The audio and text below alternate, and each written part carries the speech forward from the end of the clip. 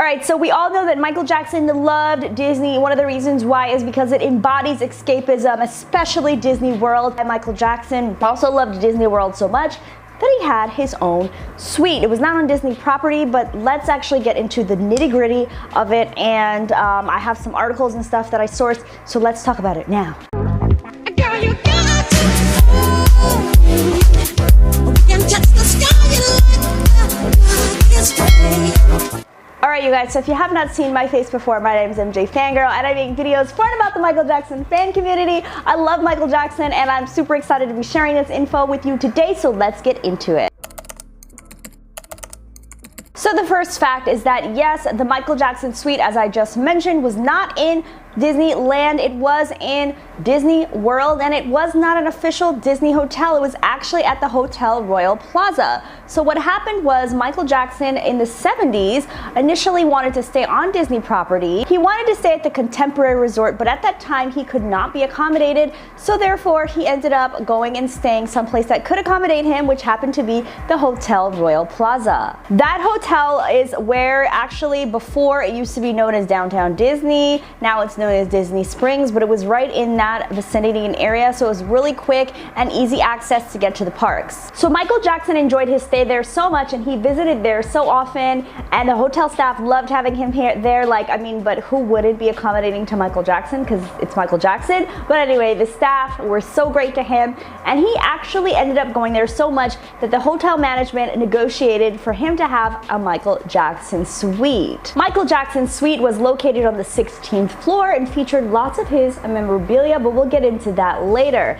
The second fact is that Michael Jackson was not the only celebrity to have a suite in this hotel. Bob Hope also had a suite there. Bob Hope actually was a really well-respected television host and personality, and interestingly enough, the Jackson 5 performed on the Bob Hope special in 1973, so they're kind of connected there.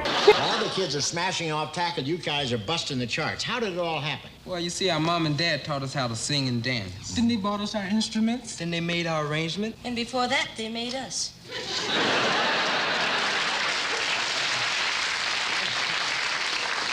Yeah, I hear they're sticklers for even the smallest details.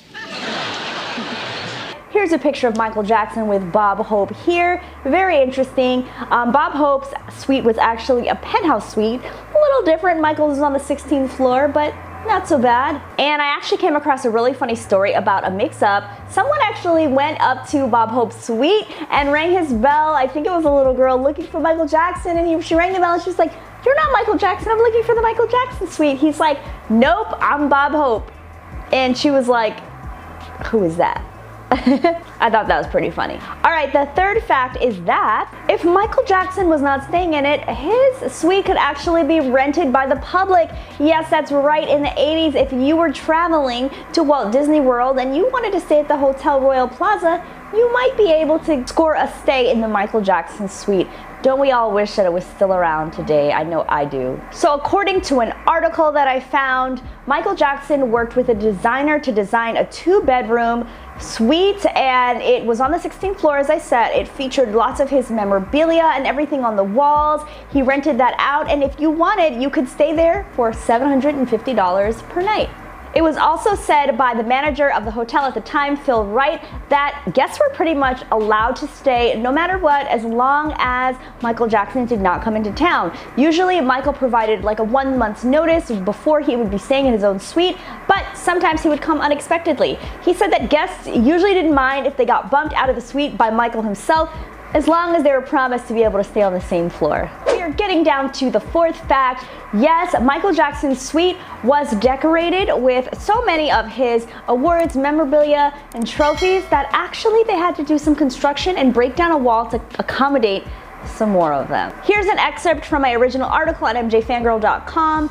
The suite contained decorations of many of Michael Jackson's awards and was adorned in some of his favorite colors, black, white, and red. Among the many awards displayed was his Presidential Award from Ronald Reagan and a replica plaque of Michael's 37 gold and platinum records. After the suite was created, Michael began sending some of his Grammy awards there to be displayed. The August 1984 issue of Ebony Jr. magazine boasted that after the Grammy Awards that year, the hotel had to break through to the adjoining suite just to create room to accommodate all of Michael's trophies. Can you imagine? I don't know if all of his Grammys were there, but how cool would it be? Like, I wish the Michael Jackson Hotel Suite existed now. Like, imagine me vlogging there. Like, that would be awesome.